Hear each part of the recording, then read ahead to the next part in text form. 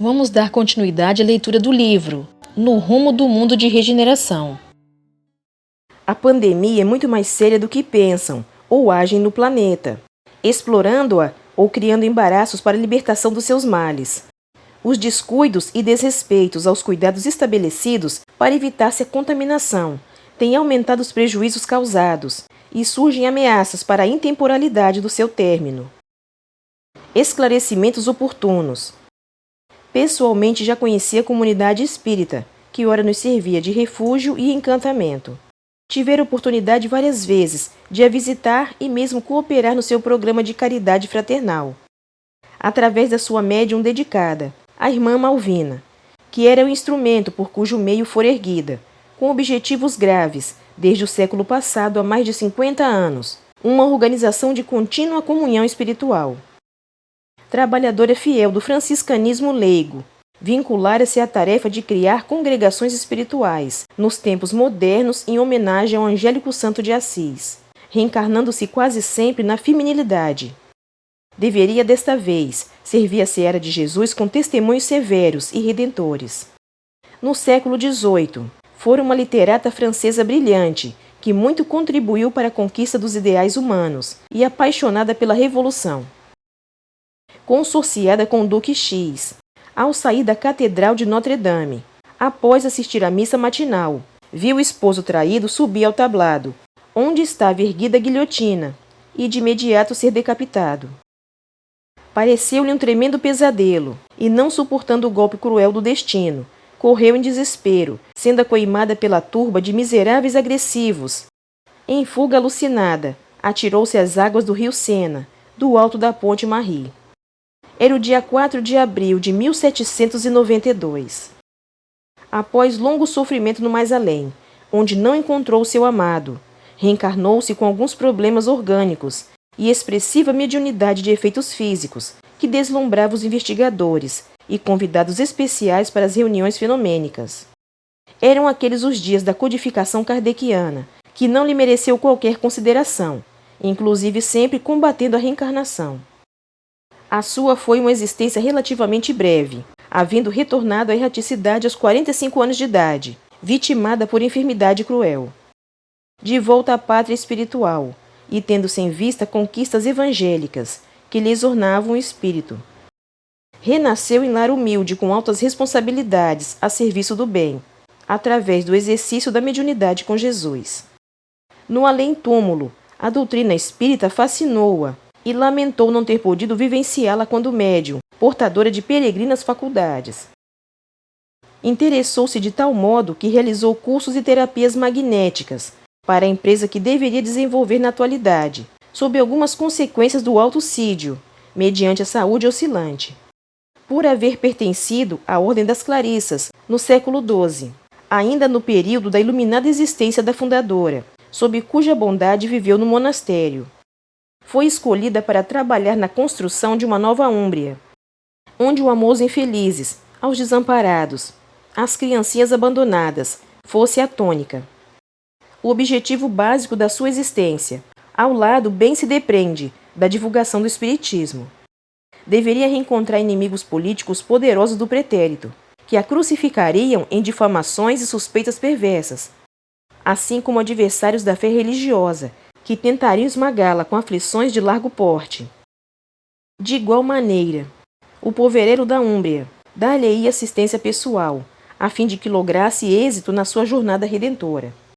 A sua existência transcorria, pois, sob as bênçãos redentoras dos sofrimentos íntimos e mediante o trabalho intenso na mediunidade, tornando-se exemplo de fé e abnegação.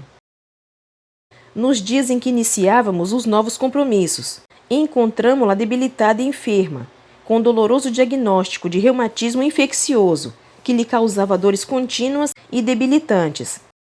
Concomitantemente, tendo-se em vista a psicosfera do planeta, era perseguida por espíritos odiendos, que intentavam obstaculizar os labores de santificação. Passava horas sob o acúlio de dores acerbas, e também padecia a interferência malsã dos adversários do bem. A todos os amigos e participantes da comunidade causava espanto vê-la sofrer, e claro, nem todos os comentários eram edificantes, como sempre ocorre em situações de tal natureza.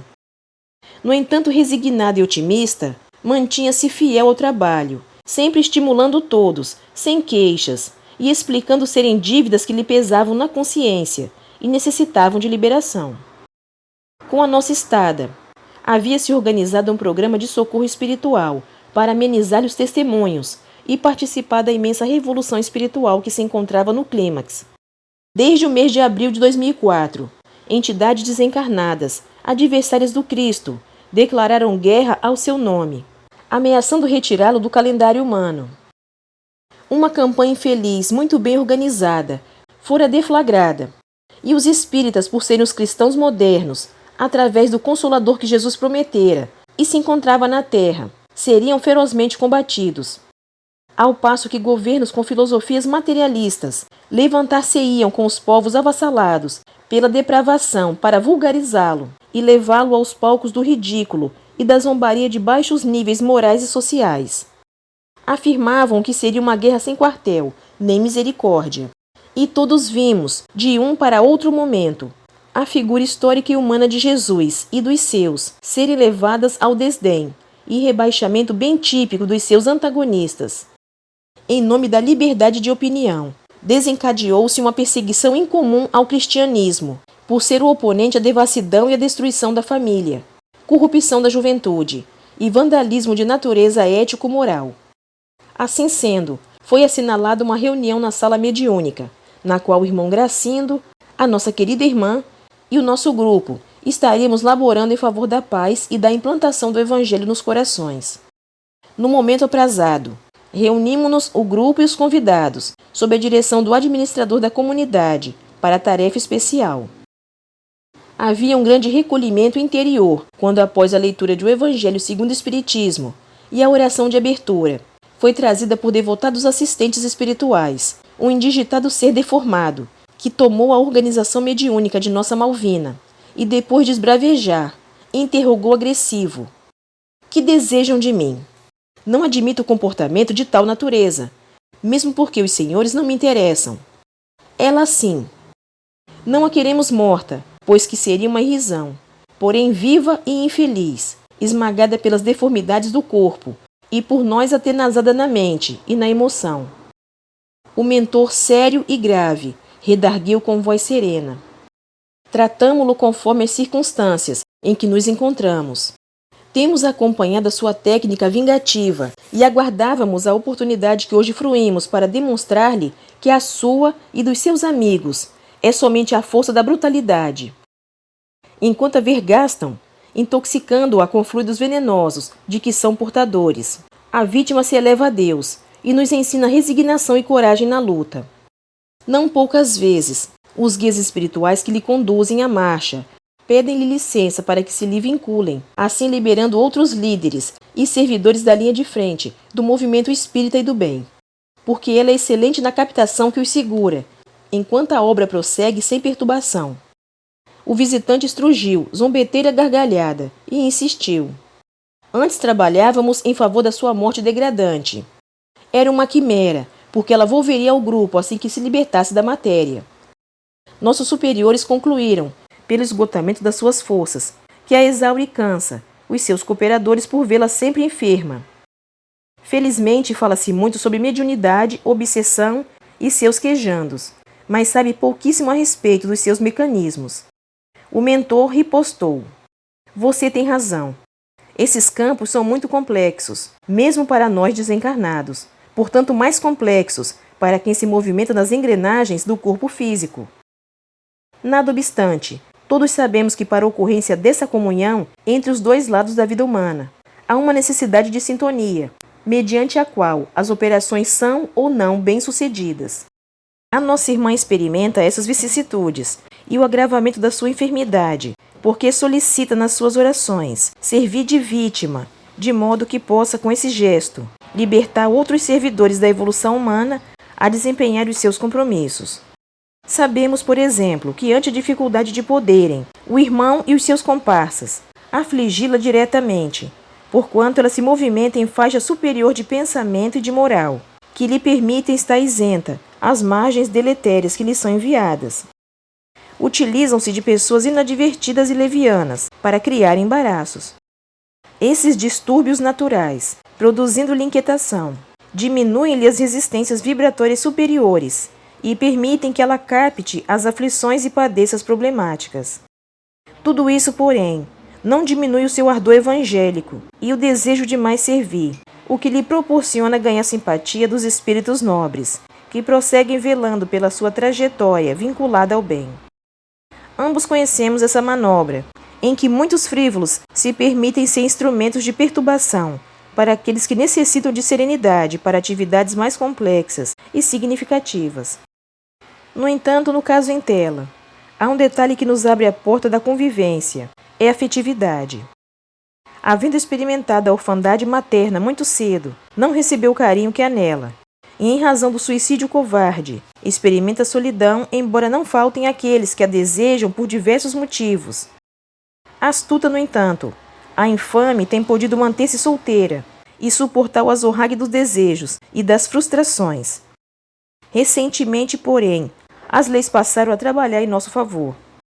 O indigitado sorriu misterioso e, não desejando ocultar os planos mefíticos de que estava investido, voltou à carga. O amor carnal é uma armadilha, mesmo para os mais hábeis indivíduos.